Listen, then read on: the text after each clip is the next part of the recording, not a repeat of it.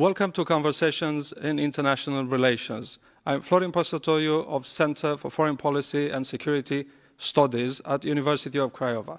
Our guest today is Barry Buzan, Professor Emeritus at London School of Economics. Barry, welcome. In one of your latest books, Global Transformations, you bring in a new concept, and that is revolutions of modernity, to unveil the impact that the long 19th centuries has had in global politics. What would that impact be, Barry? The basic argument there is that these revolutions of modernity changed pretty much everything and laid out the present kind of international order that we have. So the form of the modern state, which is a national state rather than a dynastic state, and a sovereign state as well. These all came into being in the sense of a transition away from a kind of agrarian society and a dynastic form of politics into what we'd think of as a modern form of politics. Most of the actors on the stage of contemporary international relations came into being then. So what we think of as multinational corporations, basically these were founded in the 19th century. The idea of public opinion and mass public movements, these are essentially 19th century movements. The idea that progress in the sense of things changing and supposedly getting better all the time, this is very much a 19th century idea, hinged to industrialism, which meant that technology became a huge driving force, transforming everything all the time, permanently. So in this sense, pretty much everything that's important, even intergovernmental organizations, come into being at this time. So there's a big shift in the nature of international relations from the 18th through the 19th to the 20th century, and a big difference between that world and the earlier one. Since regions as a level to project paradigms in the IR, it seems to me they have got a bit of momentum. Is there any likelihood that we would witness any sort of regional orders coming into being anytime soon? I think regional orders are already in being, of which the most obvious one is the European Union. But you could look also to South America, where there's a distinctive regional order there, which is a consensual regional order. In some places, regional orders will be more hegemonic in the sense they will be dominated by one or more local great powers. So China seems intent on creating a kind of regional order in East Asia, or possibly Asia as a whole.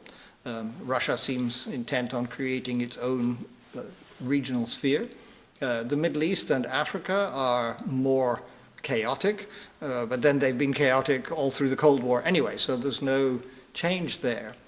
So what we're going to end up with, I think, is a mixture of regional orders which will be very various depending on which region you pick, and a global order which will have to reflect the fact that there are a lot of global issues and global interdependencies which need to be managed. Sorry to use that word, I know you don't like it. But These regional orders, an appendix to the global order, are they a complement to the current global order, or they may gain a logic in themselves?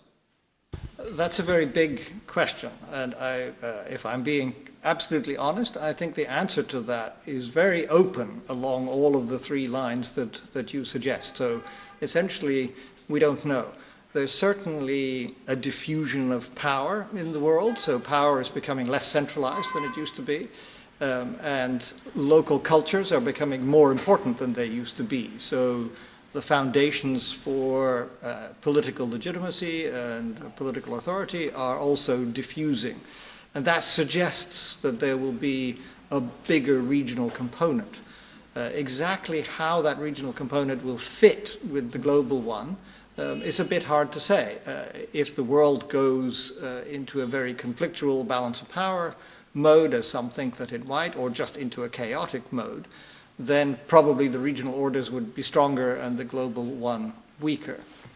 If the transition from the Western-dominated era is more peaceful and more smooth, then there will be still a significant elements of international society and international organization at the global level to manage these collective problems like the environment and like terrorism and like nuclear proliferation and all of these things, in which case you will get some mix.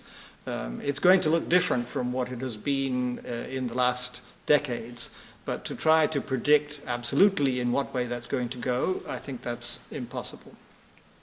While states may be equal subjects of international law, although to me that sounds a bit legally, mechanically forced to assign roles and entitle status in global politics, we have witnessed in the recent decades a bit of institutionalization of what we call hierarchy and functional differentiation. My question would be, how would you reconcile power and interest in global politics? Okay, big question. I think you're right that there's an odd feature of international politics that states are legally equal. Okay, so everybody has one vote in the General Assembly, but states in another sense are a bit like people. In that they may be legally equal, but in terms of wealth and power and influence and talent, they are not equal. To some extent, this inequality is actually recognized and institutionalized, as in, say, the P5 members of the United Nations Security Council. So it has, for a long time, been a tradition in international relations that the great powers, however you define those, have great responsibilities. They have particular rights as well as those responsibilities. So the system has always been a mixture, and you see that reflected in the structure of intergovernmental organizations, where it's very typical to have one body which has one vote, one member for everybody, and another body which is a more elite body where the people with the power and influence actually make some of the decisions, like in the Security Council. So this has been a long-standing feature, and it's not going to change. It's okay to have one state, one vote, but then you can't do anything because the poor will always vote to soak the rich. So the politics have to be mediated to reflect the power. What's interesting about where we're going is, of course, that we can't just think of the main players in international relations as being states anymore. So you mentioned this rather complicated idea of functional differentiation. What that means is that the world is not just divided up according to a hierarchy of power or according to equalities of units. It's also divided up in a functional way. Right? So states, they fulfill political and military functions mainly, but then corporations and multinational corporations fulfill economic functions. And there's a huge, what's generally referred to as global civil society, made up of all kinds of actors, of lobbying groups mainly, who try to change the rules of the game and influence things. And there's also, of course, global uncivil society, the criminal mafias and the terrorists and the bad guys out there, who are against the system in a variety of ways. Now, in my perspective, all of this can be understood with a rather simple idea that power and wealth are becoming more widespread, more diffuse through the system. That's true of states. So a lot of states are acquiring these revolutions of modernity and becoming wealthier and more powerful. But it's also true for the other kinds of actors. There are a lot of huge corporations out there with, in effect, GDPs bigger than some of the smaller states. Both actors in civil and uncivil global society also are extremely influential. So we're moving towards a more complicated kind of system with a much more layered set of actors, and in which this idea of functional differentiation is now playing more strongly alongside the idea of equal states and a hierarchy of states. It's also true that, although this is a bit more controversial, but I'll throw it in to finish, that some states are beginning to think in a hierarchical way. They are thinking like empires. I think this is quite obviously true of China, where it has that strong imperial tradition. More arguably, it's true of Russia, where Russia is a bit behaving like an empire and thinking of itself as a kind of empire. The United States has sometimes been thought of in this way, but I'm less clear that that would be a valid way of thinking about the United States. But that's a nice idea to toy with, as it were, in trying to think about and understand how things are unfolding. What is your take on the US and the EU to remain a coherent Western Hemisphere, or are they doomed to end up as single poles in a, let's say, current decentered global politics format? This question relates to the one about regions that we discussed earlier, and therefore falls within that same sphere of indeterminacy. I think there's a reasonable chance that the North Atlantic community, if you want to call it that, will remain a significant element in world politics.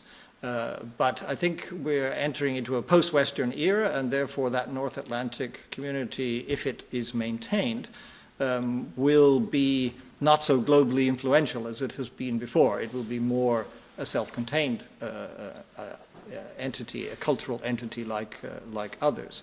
I don't think it's guaranteed. Right? I think if we had 2 terms of President Trump, and if he carried on in the way he's been carrying on so far, and if he was then followed by somebody similar, in other words, another populist America First type politician, this transatlantic community is not indestructible. Right? And it's possible also that from the European side, I mean, you see Angela Merkel speaking recently that the Europeans need to get used to looking after themselves and dealing with their own problems.